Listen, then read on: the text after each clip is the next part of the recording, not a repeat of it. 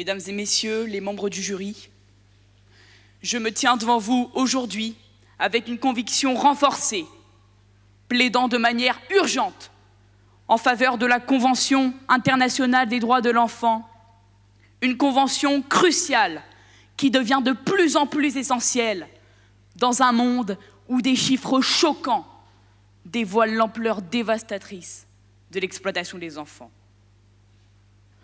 Mais avant tout, qu'est-ce que l'exploitation des enfants? Selon l'Organisation internationale du travail, l'OIT, le travail des enfants regroupe l'ensemble des activités qui privent les enfants de leur enfance, de leur potentiel et de leur dignité, et nuisent à leur scolarité, à leur santé et à leur développement physique et mental. Mais quelle est l'ampleur du travail des enfants à l'échelle du monde? Les récents faits divers ont exposé des statistiques alarmantes. Des millions d'enfants dans le monde sont victimes d'exploitation, travaillant dans des conditions dangereuses et sans accès à une éducation de base.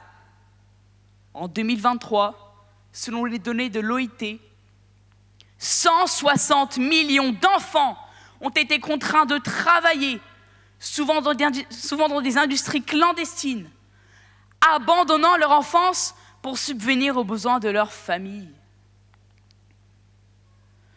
C'est tout simplement une honte, mesdames et messieurs, quand nous savons que cette convention a été signée en 1990. 1990, c'était il y a 34 ans. En 34 ans, le nombre d'enfants exploités n'a fait qu'augmenter au lieu de diminuer. Ces chiffres ne sauraient être réduits à de simples statistiques. De quoi parlons-nous? Nous parlons de vie humaine, brisée dès le plus jeune âge. Nous parlons d'enfants de 4 ou de 5 ans qui n'ont pas la chance de jouer, d'être heureux. Ce sont des enfances volées partout dans le monde, sur tous les continents. Des millions d'enfants sont exploités, et ce dans divers secteurs. Et dans tous ces domaines, on trouve un seul et même point commun. C'est la misère, toujours, implacable, que l'on retrouve. Et cette même misère, en 1849, Victor Hugo l'a dénoncée déjà à la tribune de l'Assemblée nationale. Je le cite.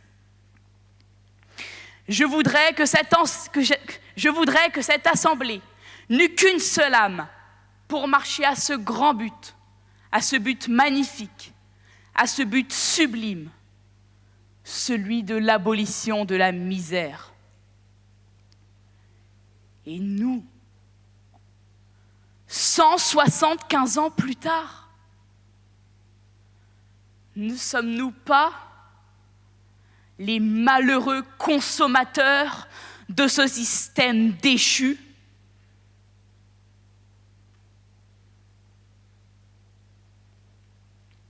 La Convention internationale des droits de l'enfant devient alors une bouée de sauvetage pour ces millions d'enfants privés de leurs droits fondamentaux. Elle appelle à une action immédiate pour mettre fin à l'exploitation, à garantir l'accès à l'éducation, mais surtout à créer un avenir où chaque enfant dans le monde peut s'épanouir sans peur ni exploitation. Les entendez-vous? Entendez-vous les cris qui appellent à l'aide? Des cris qui se comptent par millions. Chacun d'eux est une histoire, une vie différente. D'après un reportage de Planète Enfant, Namouna était une petite fille qui, dès ses 6 ans, a été exploitée par son propre père dans un hôtel de sa ville de Katmandou, au Népal. Elle travaillait 17 heures par jour. Elle était battue quand elle n'avait pas la force de travailler. Aujourd'hui, Namouna vit encore et toujours dans le traumatisme de son passé.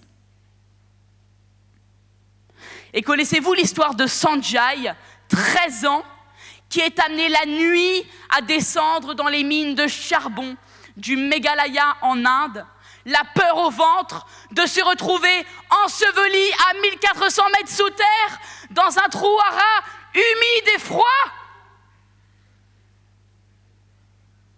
Namouna, Sanjay,